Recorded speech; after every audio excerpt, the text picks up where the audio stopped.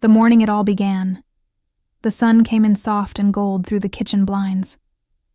It touched everything like a memory, warm but distant. I remember thinking how still the house was, too still. No music playing from Andrew's Bluetooth speaker, no dishes clinking, no footsteps from the upstairs hallway. Just silence. I stood in front of the coffee maker, watching the last drip fall into the pot. The bitter scent filled the room, familiar and oddly grounding. There was a stain on the counter, a little ring from his favorite mug, left from yesterday, or maybe the day before. I reached to wipe it, then stopped halfway. My hand trembled. Something wasn't right. Andrew's phone buzzed behind me. Once. Then again. The screen lit up from where he'd left it, carelessly, recklessly, on the kitchen counter. I glanced toward the stairwell. The water was still running upstairs. He was in the shower. I never went through his phone. Not once in 7 years of marriage. I used to think trust was love, that not needing to check meant we were solid. But that morning, I looked. And that's when the glass of my life cracked. The screen lit up again. Kayla A. Last night was perfect. Same time tomorrow? I stared at it, breath caught in my chest like a pebble in the throat. I knew Kayla.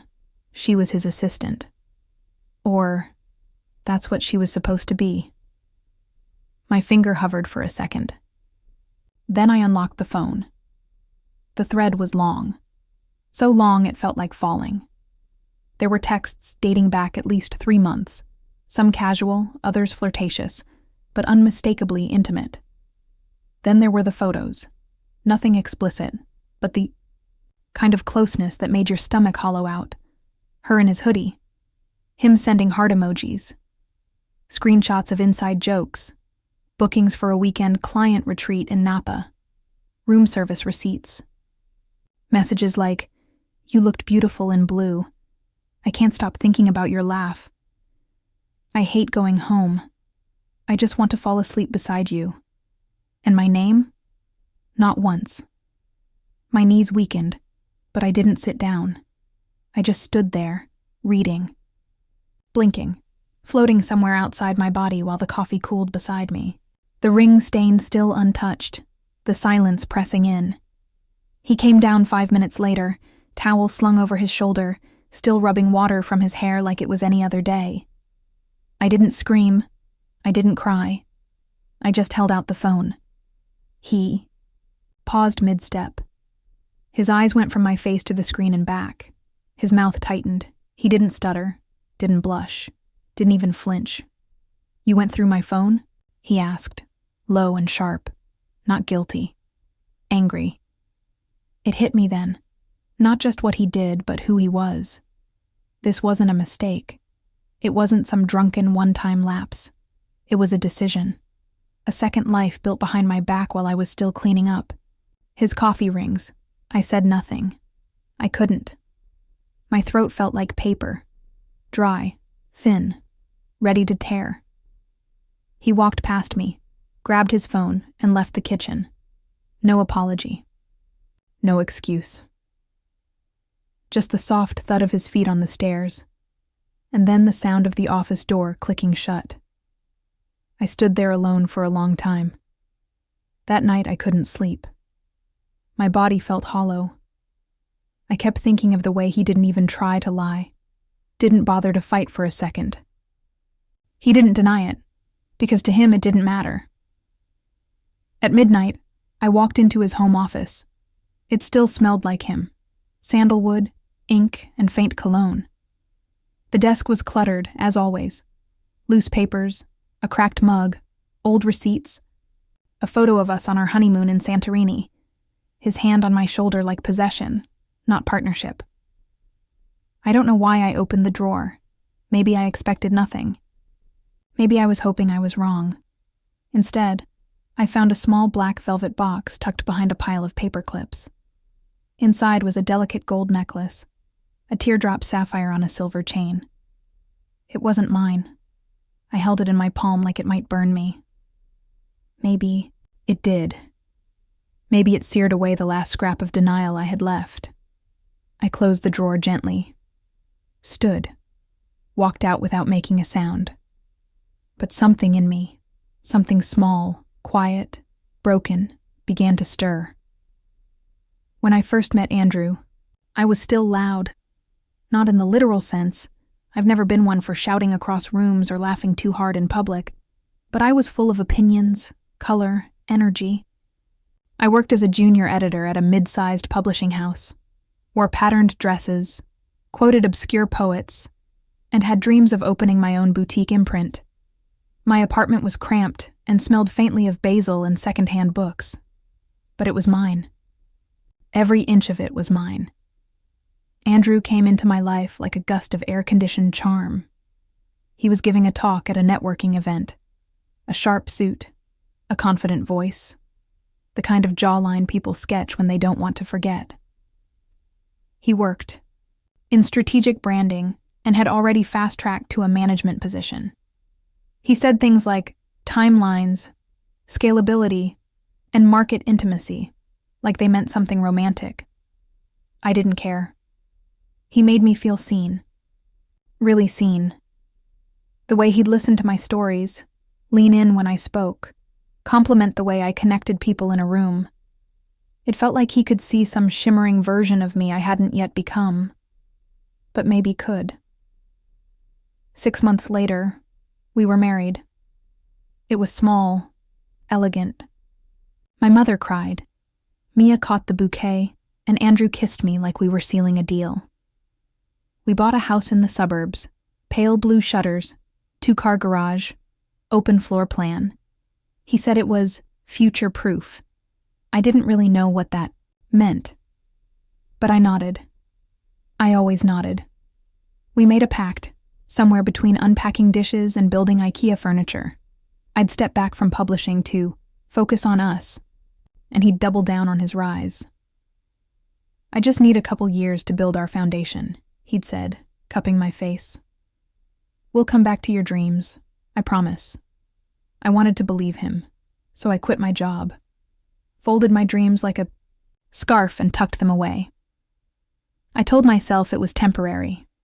The first year wasn't awful. I decorated our home with candles and sage green throws. I learned to bake. I made Andrew's favorite risottos and learned to pair wine with meals I'd never dared cook before. He came home late, often, but always with a kiss on the forehead and a tired smile. Year 2, the kisses stopped. He started working weekends. Our dinners grew silent, filled only with the clinking of forks. He brought his laptop to bed. The perfume he once bought me, a delicate rose and amber blend, sat untouched on my vanity, slowly evaporating into the air. I remember spraying it once just before his birthday dinner. He didn't notice, didn't mention the new dress either, or that I'd made his favorite lemon tart from scratch. Instead, he glanced at his phone throughout the meal, excused himself for a client call, and came back distracted. I told myself he was just stressed, that I had to support him, that this was what marriage looked like once the fire settled. Mia tried to pull me back. She visited one afternoon, curled on my couch with a steaming mug while I folded laundry for the 3rd time that day. "You're disappearing," she said, softly. "And he doesn't even see it." I waved her off, half laughing. "You're being dramatic." But even then, I knew she wasn't wrong. I just wasn't ready to say it out loud. I clung to the good memories, like the time he brought home sunflowers just because. Or the weekend in Charleston where we danced barefoot on the balcony. Or the little gold necklace he gave me. Tiny and simple, no occasion, just, it reminded me of you. I wore that necklace almost every day. It became my armor, my proof. He loved me. He had to. I just needed to wait until things calmed down. Until the promotion settled. Until the next quarter passed. There was always something. I started keeping a box in the closet. Small, velvet-lined. Inside, every anniversary card, every scribbled note he'd ever left me, every photo booth strip, napkin doodle, and text message screenshot from the good years. I'd open it sometimes after he fell asleep beside me, back turned, phone glowing, in his hand. I'd run my fingers over the cards, whisper the old words to myself. You make me better. Forever isn't long enough. Love is coming home to you. I needed to believe those versions of us still lived somewhere, but over time, even the ink began to fade, and the silence grew, until eventually, I stopped spraying the perfume, stopped cooking elaborate meals, stopped leaving notes in his briefcase. I told myself I was just tired, but the truth was, I didn't know who I was performing for anymore. The saddest part? He didn't even notice. The silence. The rain started around 6. A soft drizzle at first, almost romantic, tapping gently against the kitchen window as I lit the candles on the table. I'd cooked lemon chicken, his favorite. Even plated it on the ceramic dishes we'd picked out at that ridiculous wedding registry workshop where we'd argued over patterns but laughed through the tasting samples. The wine was already breathing. I'd changed into the sage green dress. He once said made me look like spring, back when he still noticed those things. Back when his eyes lingered instead of sliding past. I had something to say that night. Not a fight, not a confrontation. Just a question, maybe a plea. I had rehearsed it in my head. Are we okay? Do you still see me? Is there someone else? But as the rain thickened into a storm, the hours began to dissolve. 7 o'clock. 8. The food grew cold. I reheated it, twice, then gave up entirely. By 10, the house felt like a tomb. No call, no text. Just the occasional clap of thunder that shook the windows in their frames, as if the sky itself was mocking me. I sat there at the table, dress wrinkled now, the necklace he gave me years ago digging into my collarbone, the wine untouched. Every tick of the clock was a nail in something I could no longer name. I kept glancing at the door, at his chair, at the flickering candle that had almost burned itself out. By midnight, something in me snapped. Not in anger. Not yet. It was something quieter. A slow, numb determination, like peeling back gauze to see if the wound was still bleeding. I walked upstairs to his office. I had never opened his laptop before. It was his space. His work. Off limits in that unspoken way we define boundaries in marriages built more on routine than intimacy. But I did it anyway. The login was easy. His birthday. He never thought I'd need to know it. The screen lit up, casting a blue glow over the room. For a moment, it felt like standing at the edge of a cliff, toes curling over gravel, wind whispering warnings. I clicked into his browser history, then into his saved documents, and that's when I saw it. A shared folder on Google. Drive, Kayla and A. My fingers hesitated above the mouse, then clicked. Inside, photos of hotel rooms, spa receipts, screenshots of booking confirmations for flights to Miami and Aspen. One document titled, Future Home Ideas. Images of minimalist lofts, coastal, kitchens, his and hers vanities. None of it included me. I sat there, reading until the text blurred. There were notes to her, plans, jokes, a whole language they had invented, a life they were building while I was folding his laundry and paying off his credit cards. And then I saw it, an email thread where he'd transferred funds from our joint account to pay for the boutique spa package. He used my name for the airline. Points. He used me. I couldn't breathe. I stood up too fast, the room tilting around me like a carousel. I stumbled back to the bedroom, clutching the laptop, the storm outside now a roar. Thunder cracked overhead. Wind rattled the windows. The house groaned with it, like it knew. I sank to the floor at the foot of our bed. The dress clung to me in damp folds. I ripped off the necklace, the one he gave me, just because. All those years ago. It clattered to the hardwood like a lie finally spoken aloud. And the ring. God. The ring. It suddenly felt like fire. I twisted it off and stared at the dent it left in my skin. The empty circle, red and raw. I pressed my face into the hem of the dress and screamed. Not loud, not violent, just long. A howl born of grief and humiliation, of betrayal so deep it felt like my bones might break from carrying it. I wept there for a long time, cried until the candles burned out and the storm began to retreat. And then, in the quiet after, something inside me shifted. Not healed, not forgiven, but aware. He had spent years building himself taller by carving pieces out of me, my dreams, my voice, my faith.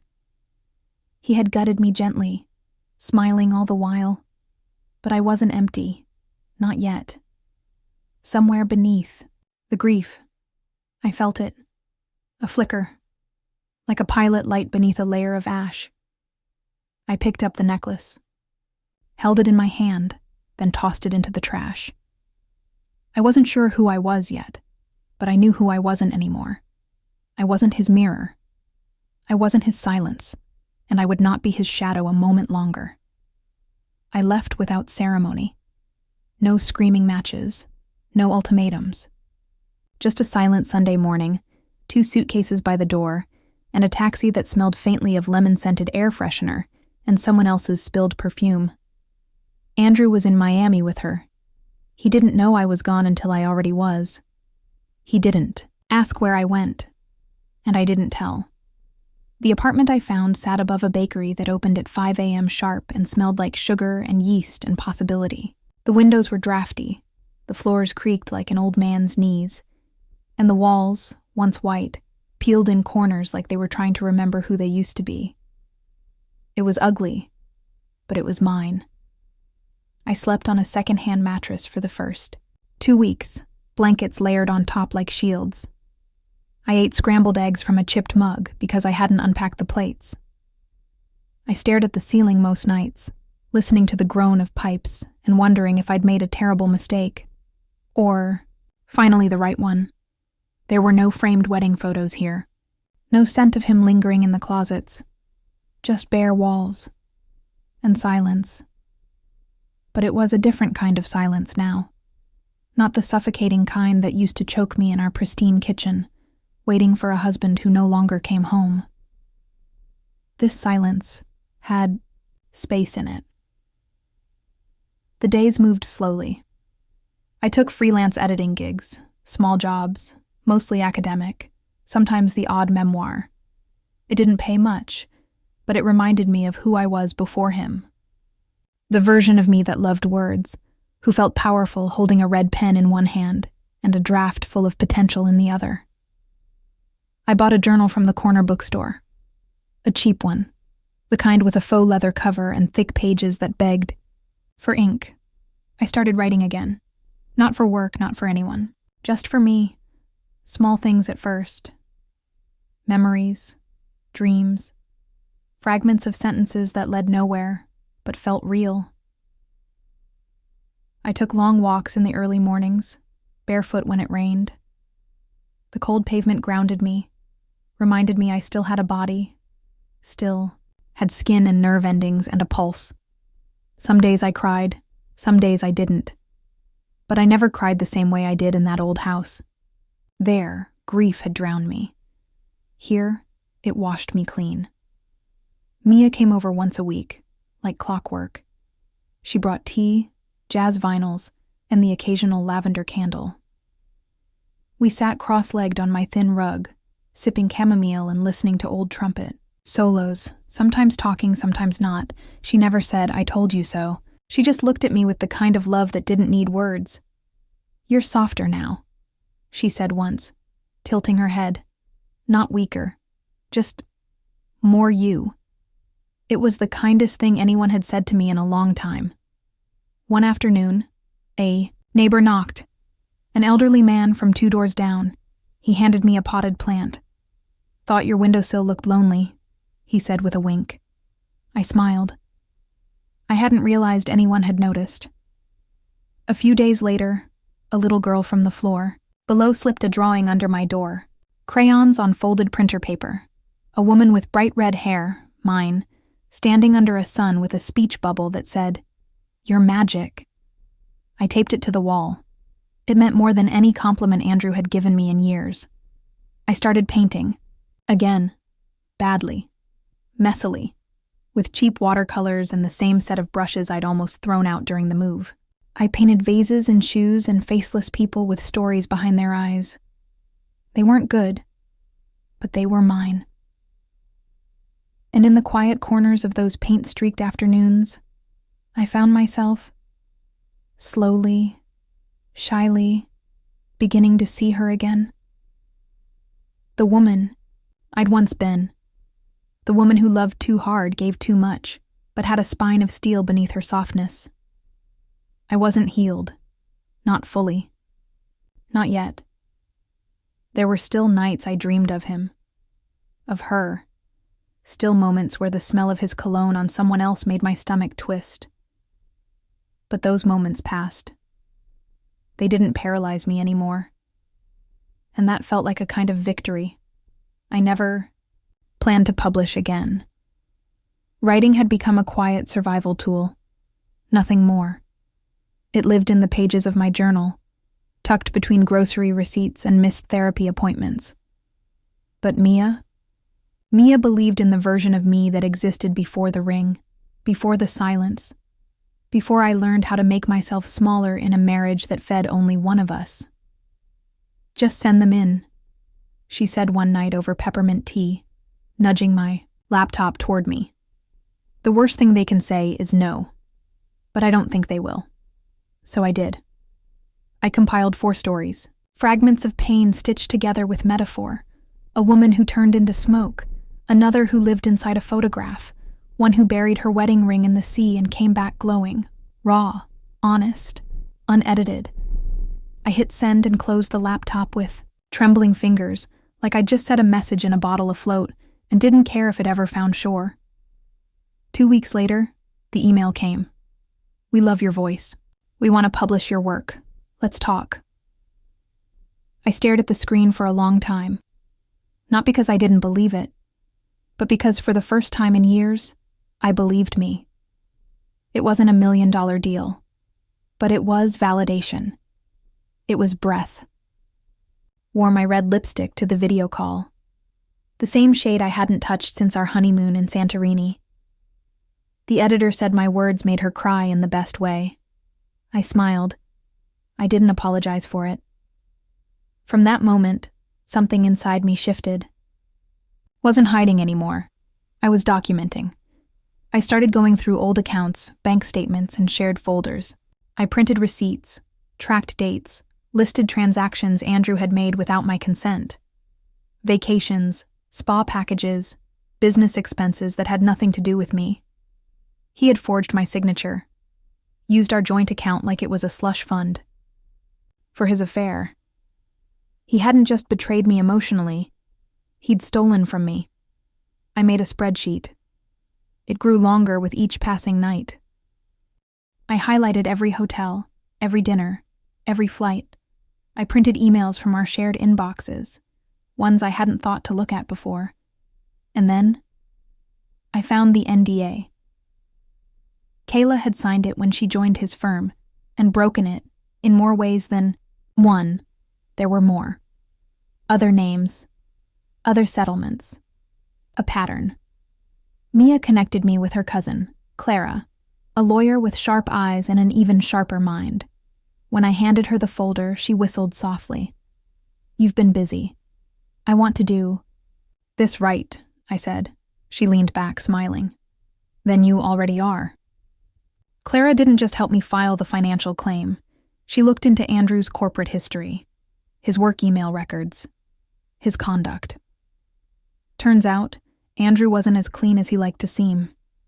There were whisper trails of mismanagement, quiet HR, Complaints.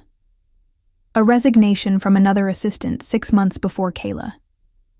Everything he had built, the reputation, the polish, the curated charm, was starting to crack, and I was holding the chisel. Meanwhile, my manuscript was moving. Fast. The publisher wanted it out within the year. They asked me to write a foreword. I sat with that request for days, unsure how to summarize the grief, the growth, the fire I'd walked through. In the end, I wrote just one sentence. This is not a story of what was taken from me. It's a story of what I took back. I painted again. Wore rings I bought for myself. Hung the little girl's crayon drawing in a proper frame. Kept the potted plant on the windowsill, even when it wilted. I liked it that way. It looked like me once. The noise in my head quieted. I didn't check his social media anymore. Didn't Google his name. Didn't wonder what Kayla wore to dinner or whether he missed the way I used to cook. Because I didn't miss who I had to become to stay. I missed me, and I was finding her again. One paper trail. One submission, one moment of boldness at a time. For the first time in years, I wasn't rebuilding from ruins.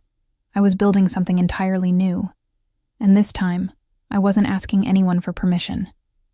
The invitation came in a thick white envelope, like something out of a forgotten part of my life.